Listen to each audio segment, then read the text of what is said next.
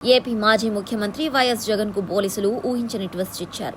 పల్నాడు జిల్లా సత్తెనపల్లి పర్యటనకు అనుమతి నిరాకరించారు. ఈ నెల 18న సత్తెనపల్లి మండలం రెంటపాళ్లలో నాగమల్లేశ్వరరావు విగ్రహ ఆవిష్కరణ కార్యక్రమాన్ని ఏర్పాటు చేశారు. వైఎస్ఆర్సీపీ నేతలు జిల్లా పోలీసుల్ని అనుమతి కోరారు.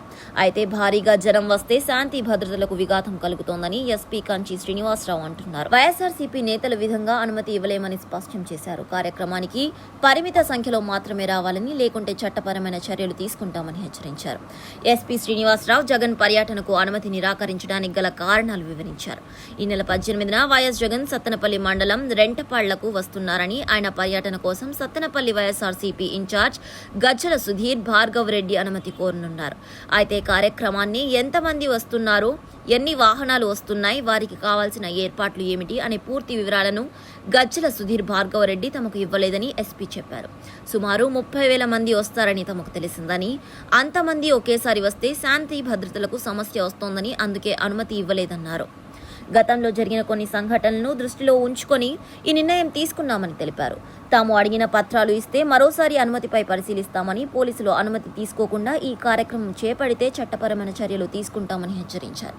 తాము వైసీపీ జగన్ కార్యక్రమానికి ఎలాంటి ఆటంకం కలిగించడం లేదని, సెక్యూరిటీ క్యాన్వాయ్తో పాటు మరో 3 వాహనాలు 100 మంది విగ్రహ ఆవిష్కరణకు వస్తే తమకు అభ్యంతరం లేదన్నారు ఎస్పీ శ్రీనివాస్.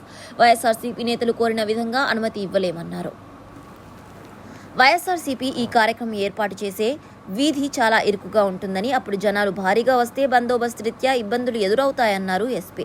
ఒకవేళ ఈ కార్యక్రమానికి భారీ ఎత్తున చేయాలనుకుంటే గ్రామ శివార్లను నిర్వహించుకోవాలని సూచించామన్నారు. ఎటువంటి సమస్యలు తలెత్తకుండా ప్రభుత్వ ప్రజలు ఆస్తులు భంగం కలగకుండా జాగ్రత్తలు తీసుకుంటామని లేఖ రాసి ఇస్తేనే అనుమతి ఇస్తామన్నారు. ఇలాంటివి ఏమైనా ఉంటే వారం రోజుల ముందే అనుమతులు తీసుకోవాలని, అప్పుడే సిబ్బందిని సిద్ధంగా ఉంచుతామని, ఇటీవల జరిగిన కొన్ని సంఘటనల రీత్యా సాధ్యమైనంత వరకు పరిమిత సంఖ్యలోనే కార్యక్రమం నిర్వహించుకోవాలని సూచిస్తున్నామని అన్నారు. పల్నాడు జిల్లా ఎస్పీ అనుమతి నిరాకరించడంపై వైఎస్ఆర్సీపీ స్పందించాలని ఉందని, మరి ఈ కార్యక్రమాన్ని రద్దు చేసుకుంటారా, పోలీసుల సూచనల ప్రకారం కార్యక్రమాన్ని ఏర్పాటు చేస్తారా అన్నది చూడాలి.